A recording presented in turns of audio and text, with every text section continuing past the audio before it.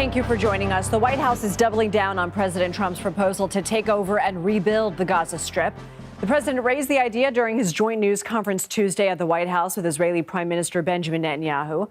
Most of Gaza is in ruins as a result of the 15-month-long war between Israel and Hamas. Phase 1 of a ceasefire agreement is ongoing, and it's so far seen the release of 18 hostages in exchange for Palestinian prisoners. Hundreds of thousands of people have returned to destroyed homes and neighborhoods in Gaza. Earlier, White House Press Secretary Caroline Leavitt was asked about what happens to those civilians. The president has made it clear that they need to be temporarily relocated out of Gaza for the rebuilding of this effort. Again, it's a demolition site right now. It's not a livable place for any human being. And I think it's actually quite evil to suggest that people should live in such dire conditions. Daniel. The proposal drew widespread criticism on Capitol Hill, even among President Trump's Republican allies in the Senate. I believe that what the president's really trying to say is we've got to do things differently in Gaza. And one thing we can't have for a long-term safe Gaza is Hamas. I'm not supportive of having the American people pay to rebuild Gaza. I don't think that's our responsibility. Clearly, Gaza doesn't belong to the United States. It's Donald Trump. He sees things other people don't see. He says things that other people don't dare say. CBS News senior White House and political correspondent Ed O'Keefe has been busy all day and joins us now. Ed, have we gotten any clarity from the White House on what this proposal would look like? Not much, Lindsay, but we know that Steve Witkoff, who is the president's top envoy to the Middle East, told some of those lawmakers earlier today there wouldn't necessarily be U.S. troops deployed as part of this. So that raises the question, well, then who exactly would be and how exactly would the U.S. take control of the Gaza Strip, a piece of land that in some respects is slightly larger than Manhattan and is home to more than 2.2 million people. Where would they go? Who would take them? And notable today also that Caroline Leavitt, the press secretary, seemed to move the president's thinking on this ever so slightly. While he suggested yesterday that there would be a permanent resettlement of Palestinians from the Gaza Strip, today she suggested they'd just be temporarily relocated and then be able to come back once the reconstruction was done. That raises all sorts of questions. Where would they go? Who would take them? How would they get there? How would they get back? Who would pay for the reconstruction? Would any kind of U.S. military or other international military support be needed to secure that area? Would Israel be involved in paying for any of the reconstruction? What would they make of the redevelopment of that area? All those questions unanswered. As Senator Kramer there said at the end of that litany of Republican reaction, the president does have a tendency to say some things that are outlandish, that are designed to catch attention and spur conversation and some kind of negotiation over what exactly to do. And given the conversations the president is set to have in the coming days with the leaders of Egypt and Jordan, Japan, with the vice president heading to Europe to meet with officials there next week, it's likely that this is going to come up and this will get the ball rolling on some kind of Gaza reconstruction plan, even while we don't have exact details on how exactly the next phase of the ceasefire deal between Israel and Hamas is supposed to play out. Remember, that's supposed to involve the eventual exit of Israeli defense forces from Gaza. There's currently no plan for that. We're also closely following changes at USAID, the federal agency tasked with overseeing humanitarian aid programs, and nearly all staff members have been told they'll be put on leave starting Friday night. So practically speaking, does that mean come this weekend the agency is essentially offline? It would appear that it's no longer going to exist as it has. And the Trump administration is trying to do something that the Clinton administration attempted about 20 years ago, or 30 years ago at this point, and that is to move foreign aid, foreign assistance, under the umbrella of the State Department and not in this quasi-independent agency with a sort of dotted line to the State Department. You've heard the Secretary of State in recent days say that the concept of and the distribution of U.S. foreign aid would continue, but under significant review and a realignment with Trump administration priorities, at least. There's concern about funding for arts programs or DEI programs in some parts of the world, for example, which, of course, just are not priorities for the Trump administration. But the idea that the United States wouldn't, say, give aid for humanitarian relief, natural disasters and whatnot, they seem to be leaving the door open for that. Does it mean that there are people who are going to be out of a job? Yes, it does. How many? What exactly are they doing? Is there any chance of them possibly getting rehired in some way? That remains unclear, and that's what's so unsettling to those that do the work here in the Washington area and around the world. And, of course, the recipients of that aid around the world who rely on it, especially for life-saving medical treatment, access to medicine, and then, of course, to feed the world's poor. We spoke to an employee last night in the Daily Report whose health insurance is no longer active. All right, President Trump signed an executive order Wednesday on women's sports. What does the order entail?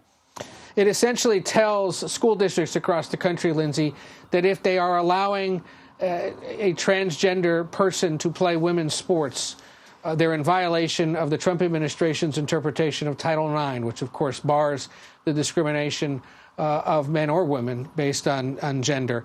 It's part of the ongoing push by the Trump administration to reiterate or redefine transgender policy and to reiterate that in the view of this administration, there's a male and there's a female, and that's it.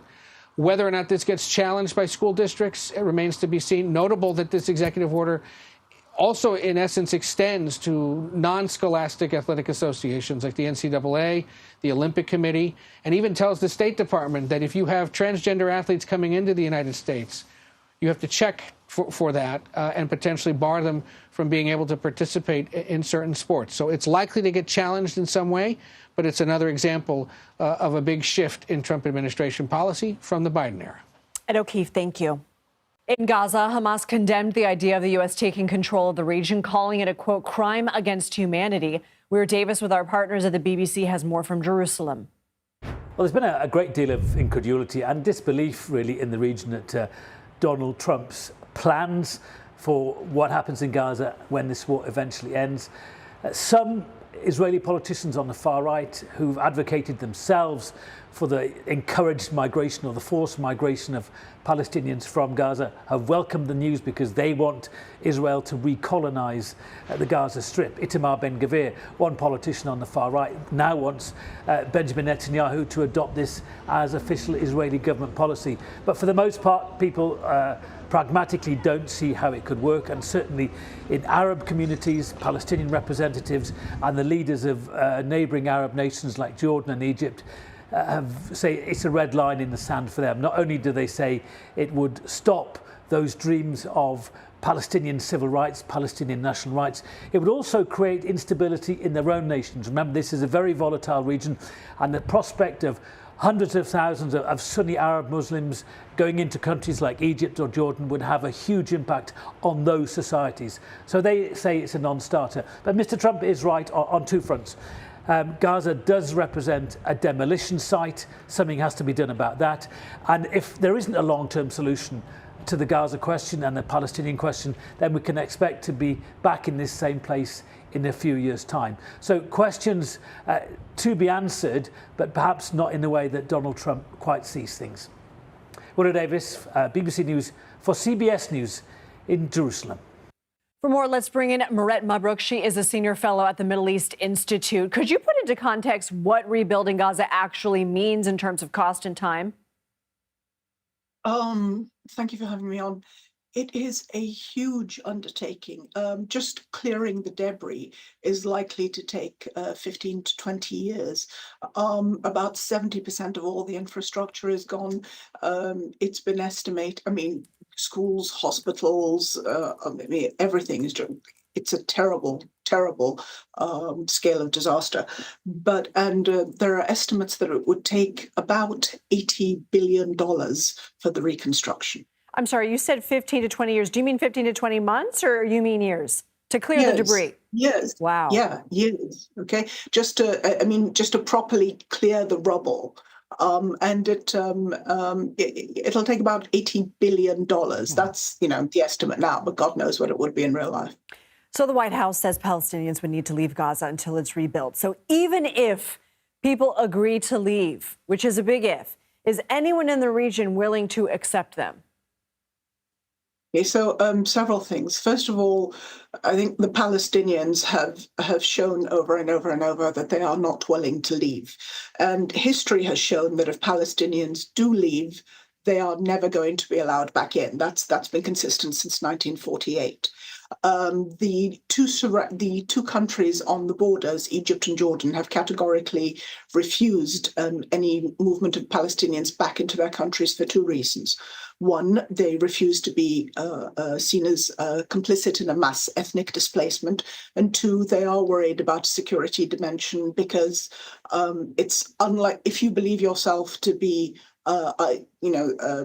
fighting a resistance. If you're a resistance fighter and you're fighting an occupation, you're probably not going to stop just because someone's moved you down the road. But then you're going to be doing it from someone else's country. So the potential for regional conflagration just goes through the roof. We've already seen Saudi Arabia say it won't establish ties with Israel unless there is a Palestinian state. So putting aside whether this idea is feasible or realistic, does the idea itself damage relations between the U.S. and Arab nations that support a two-state solution? I think it's come as a huge shock. I think President Trump garnered a lot of well-deserved praise for pushing this latest ceasefire over the line. And I really do think it was him that pushed it over the line, because it's just been held up and held up and held up. This is the same ceasefire that was on the table back in July. And since then, we've had several Israeli hostages die, and more than 10,000 Palestinians, and all of those might still be alive today. So he gained, a lot of praise for that. This has knocked everybody back on their feet, which may be the intent of the announcement, but it hasn't done it in a good way, because it essentially looks, especially if you look at Prime Minister Benjamin Netanyahu's huge smile, it looked like he was essentially just handing everything over to the Israelis. So reaction in the Arab world has not been favorable at all. And if you look at the Saudi Arabian announcement, it said that it is unwavering and not open to compromise. Mirette Mabrouk, thank you for your time. You're welcome.